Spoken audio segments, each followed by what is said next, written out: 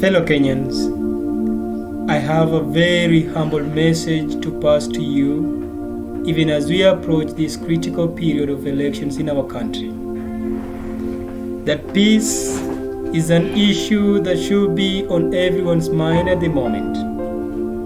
Its establishment is most urgent and vital in our terrains, our provinces, our counties, our constituencies, our wards, and more so our villages.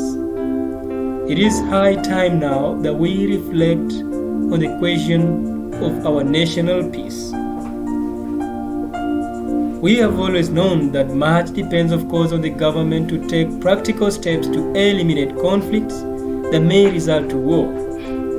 That the political agreements to settle disputes and to remove hostility are essential to the pursuit of peace as a myriad forms of inter-county collaboration among citizens.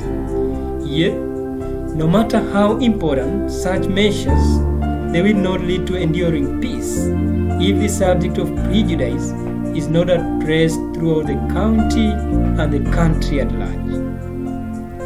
Prejudice in all its forms, religious, racial, gender, ethnic, economic, destroys the edifice of humanity and is opposed to the commands of God.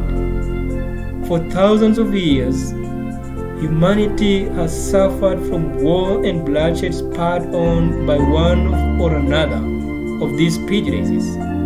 As long as they persist, our country will not have rest in elections after elections. God has sent forth His prophets for the sole purpose of creating love and unity. All the heavenly books are the written word of love. If they prove to be the cause of estrangement, they have become fruitless.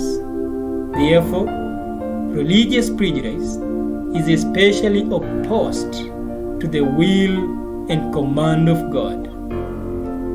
National prejudice is entirely unjustifiable.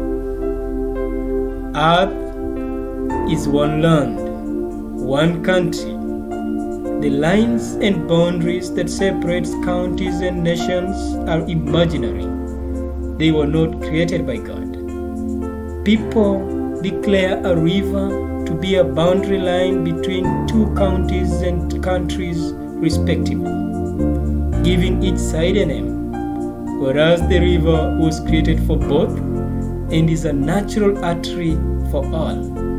Is it not imaginations and ignorance which impel people to make the bounties of life the cause of war and destruction? Think about it. Ethnic prejudice is highly condemned before the eyes of God. Our language differences were destined by our Creator for a common good. Think of our music with the 4 different voices: soprano, alto, tenor, and bass. And imagine how melodious it sounds to our ears when we listen to it. Is that not the power of unity between voices? What if all people from the different ethnic groups can use their different languages to champion for one supreme language of peace in a time like this one? Will we not overcome both political tensions and the killer communal conflicts in our country? Racial prejudice is also nothing but superstition. The color of the skin of a person is merely the result of adaptation of his or her ancestors over time to climate and environment. Character is the true creation of humanity. Excellence does not depend upon race and color. Faith, purity of heart, good deeds and praiseworthy speech are what is acceptable at the threshold of God. Therefore, we must strive to dispel the clouds of ignorance and demonstrate the falsehood of every form of prejudice, knowing that each form is a mighty barrier of peace.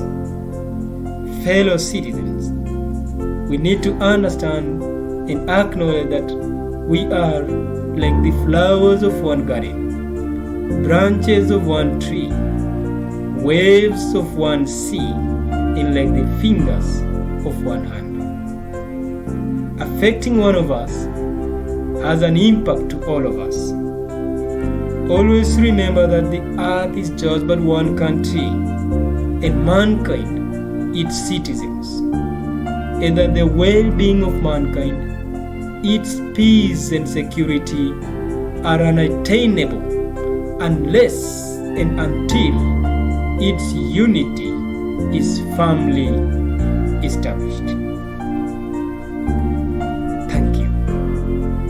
I'm Davis Wangila, a protagonist in the betterment of the world and the new civilization. Thank you for watching and listening